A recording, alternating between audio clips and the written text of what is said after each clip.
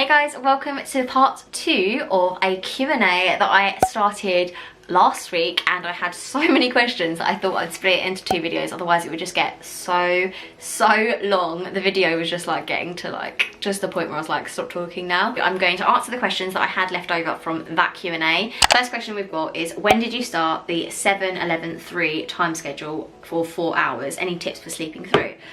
So this obviously refers to feeding, I think, because that's the routine that we had. So we had 7 AM, then 11 AM, then 3 PM, then etc. We'd give George food every 4 hours, and we basically started that from the get-go. Because he's been bottle fed, it was quite simple to do, because we knew how much exactly he was having every feed, because it would either be in the bottle or in his mouth, and you could measure it and everything, and he was happy for that amount of time. Every now and then we'd have like 3.5 hours instead of 4, but generally we kind of just started from the get-go. I definitely think a schedule, in terms of the sleeping through, I definitely think a schedule has helped us massively. I don't know if it's going to help everyone, but a schedule for us has been like a lifesaver. I've done loads of videos about our schedule and our routine and things like that, so definitely check those out if you haven't already. Next question is about naps, and it is, how do you plan on adjusting the naps as he gets older? Worried about changing what works?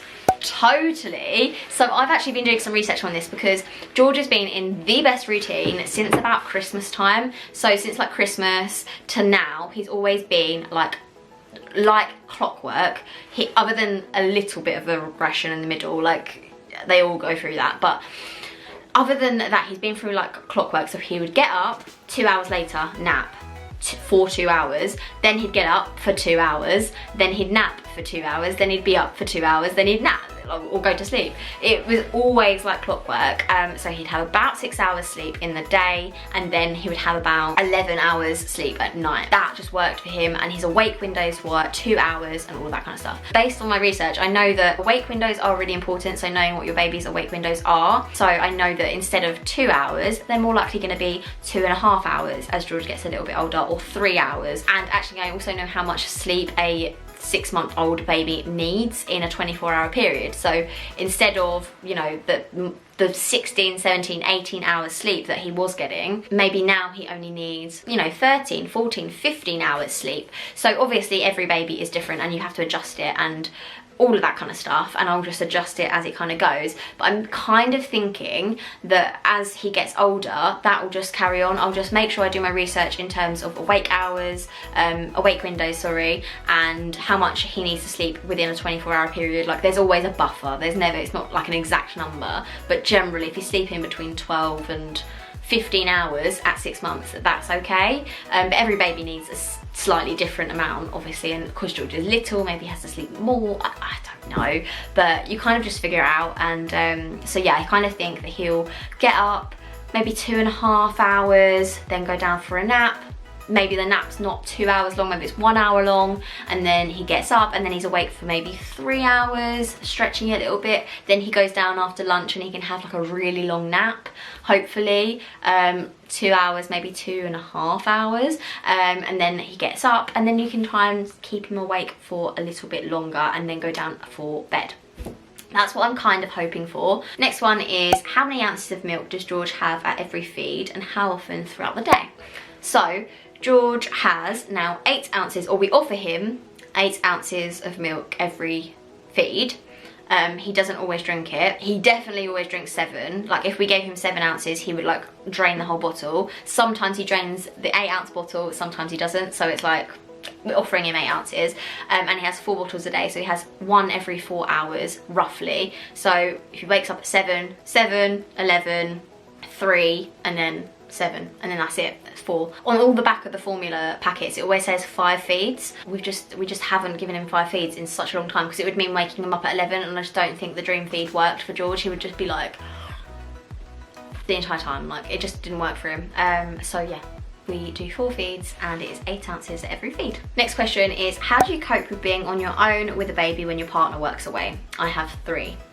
Girl, you have 3. Wow, you are bloody superwoman. 3 kids on your own when your partner's away is like, whew, hard. I'm sure that's really hard. So yeah, good for you, you are awesome. Don't forget that. Please take some time for yourself. But yeah, I think it is always hard, isn't it? It's hard to think about, like, I think the anticipation of it is way worse than it is for me, and it's not the doing the things for George, and it's not making his boys, it's not making my dinner, it's not like cleaning the house on my own, it's not any of that thing, it's the loneliness. So when my partner was away with work recently, I just went to go and live with my parents again, basically because they are in our like childcare support bubble. George is under 1, so you can have a support bubble with one other household, and it is my parents, so I went to stay with them because otherwise my mental health would have suffered significantly. But also obviously it is really nice for them to be able to see George. They haven't seen him in a very long time previous to that, so yeah, it is obviously really nice. Other than that, like, I think actually it's getting into a routine on your own, figuring out what your routine is and then just doing that. What's actually the hardest is when they come back, because you've got into your routine and you know how to do everything, and everything that you do runs like clockwork, hopefully, and then they come back and they mess it all up because they want to do things, and it's like, oh, why have you done that, and now I can't, like, and you just kind of get a bit, yeah, you get a bit fixed in your routine, and you then have to readapt again when they come back. But he's been back for a week now, and it's been working all right, so yeah. It's not too bad. Next question is, when are you going back to work, and also what do you do for work? So if you guys are new here and you haven't seen other videos on my channel where I talk about my work, I am a civil servant, which I know sounds weird to people that don't know what a civil servant is, because it does sound it is a bit outdated, isn't it, if you think about it. But basically, we work for the government, but it's not the specific political party, it's just the government. Whoever's in the government, whether that's the Conservative Party, Labour Party, the Liberal Democrats, or whoever, we work for the government. We are the people that do all the work behind the scenes, I guess, like the research and writing and all that kind of stuff. I won't go into loads of detail about exactly what my job is. If you want to know that, then I've got previous videos on that. But yeah, I'm planning to go back to work in June, which I'm really excited about. However, it's going to be a bit weird for me because, I mean, obviously it's going to be weird because I'm going to be leaving George, which is one really weird thing. Like, I'm not looking forward to that part of it. Another weird thing is I'm going to be working from home. I'm actually going to be working at this exact desk. I'm not going to be going into an office. I'm not going to be socialising in that aspect anymore. Maybe some Zoom calls and maybe some Skypes, but it's not going to be the same. So yeah, I'm nervous about that more than going back, if that makes sense. I guess if I was going back into an actual office, I would be so much more excited to go back to work. But yeah, that's the plan. George is going to be going to a childminder. We have finally chosen our childminder, and that is literally like less than a mile away from our house. So, you know, I'm literally at my home, so I can go and get him if I need to. Not that I will, but yeah, so that is the plan. The next question is, were you worried about the pain of giving birth? I'm 20 weeks pregnant. So in my last Q&A, I spoke about hypnobirthing at a bit of a length, I'm not going to lie, and I cannot tell you enough how amazing hypnobirthing was, just to give myself that confidence that I don't need to be worried. It's a natural thing. It's going, you know, every mother ever has given birth. Every mother ever has done it. So you can do it. Do you know what I mean? Anyway, yeah, so I would really say that hypnobirthing massively put me at ease with the thought of birth. I did get scared, literally, so I was induced. If you guys don't know, if you don't know my birth story, definitely check out my birth story video. But the only time I got scared about labour was I literally had been induced. We were walking around the hospital, went downstairs just to go out for like a little walk, and I was like, oh my God, I'm having a contraction. And then I was like, I'm having a contraction, I'm having a baby, like, it just all kind of hit me all at once. But then I was there with my partner and he was totally amazing and calmed me down, and then it kind of just happened. It just happened so quickly that I didn't have the chance to be that scared of it. So yeah, I would really recommend to you, if you're like scared about it at 20 weeks pregnant, I would definitely recommend a hypnobirthing class for you. Any kind of hypnobirthing. I used the Birth Uprising, who are amazing. Next question is, how have you organised keepsakes for George? Scrapbooks / journals, etc. So I'm not gonna lie, we don't have any scrapbooks. We literally have a box under his bed that has things that we want to keep for him. So like the first hat that he wore at the hospital, like his little wrist wristband from the hospital, you know, birthday card, like not birthday, or like congratulations cards. Me and Ash actually wrote in a card. Me and my partner actually wrote in a card the day he was born or the day after he was born, and we wrote like a side of the card each, and we're gonna give it to him when he's 18. And oh my god, writing that card, I cried my eyes out reading what Ash had written. Like I think it was all the hormones and everything. I was just like, this is just so amazing. But yeah, so all that kind of stuff. We just have a box under his bed at the moment. Yeah, that's pretty much it. We haven't got any other sort of organisation for it. But yeah, box under the bed. Top tip. So this is the question that everyone seems to want to know the answer to, is would you consider baby number 2? So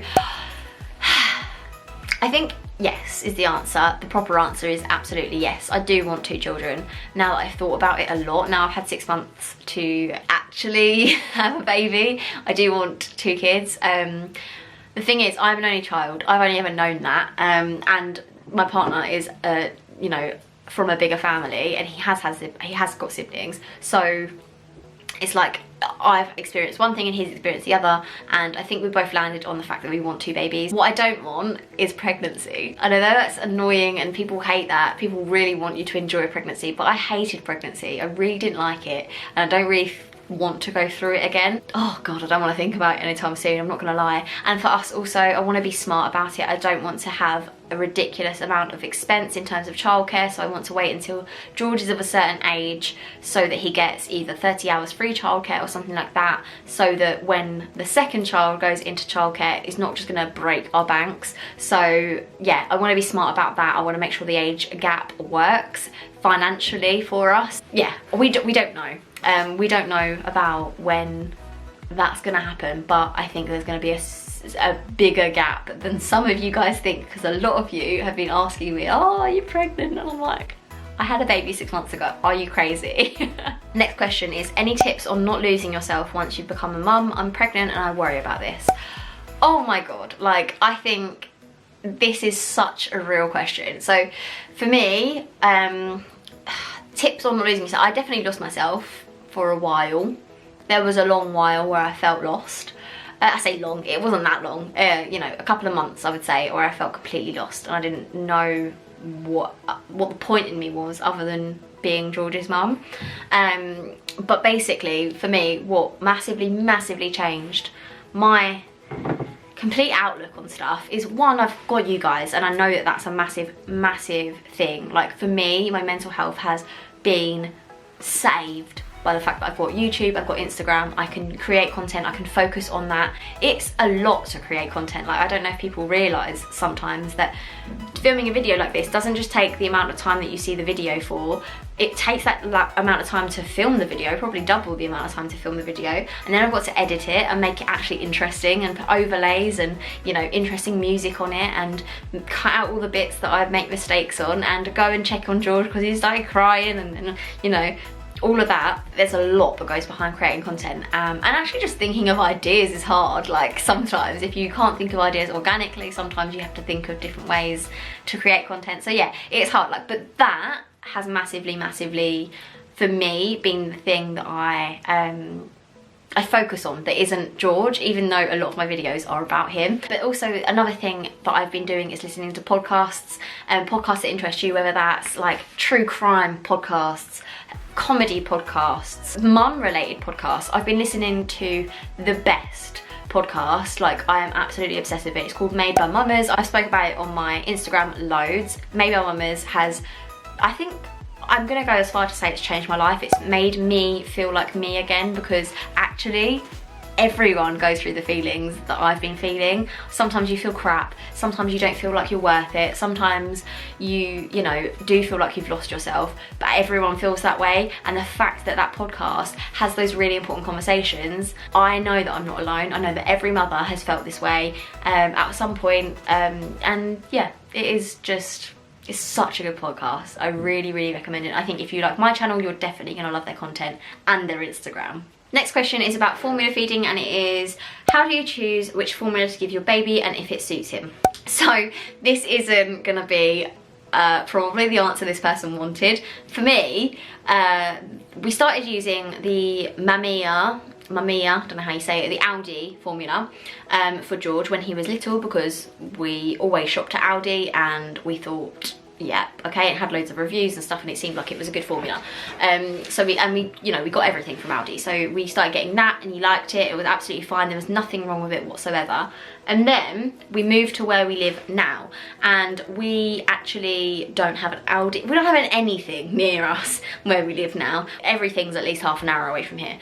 But because of that, we've started doing click and collect, or we're doing like home deliveries and things like that. And at the time, Aldi didn't do that, and we just kind of, you can get everything at Tesco. And also at Tesco they do like the bigger brands, and we do have a small shop in the village that we live in that actually does a bigger branded stuff. So we actually just started using Cow and Gate, just because it's of the brands that are in every shop ever, Cow and Gate is in everyone, and it's actually the cheapest of all of them. Just every shop it will be about £8.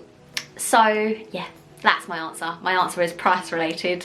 I don't know if that makes me a bad mum or not, but George has never had any problems with it whatsoever. So yeah, Cow and Gate. Thank you guys so much for watching this video. I really like doing Q&As, but I don't know whether they're that interesting or not. Let me know if you like them. If you do like them, give me a thumbs up, because it lets me know whether you actually enjoy these or they're just not really your thing. But I really like doing Q&As. I feel like I'm just talking to mates, because you're actually asking me questions and I'm actually being able to respond to you guys. So yeah, let me know if you do like them, and I will continue doing them on a sort of ad hoc basis, like every few months or so. But yeah, I love you lots and lots. Thank you so much for all of your questions. Without you guys I wouldn't have any content, because you ask me the questions and I can answer them, which is amazing. But yeah, I will love you and leave you, and I'll see you in the next video. Bye. But then you came along and proved me all wrong. I was so mistaken, 'cause you glue all the pieces back together. Yeah, you take all my wrongs and make them better.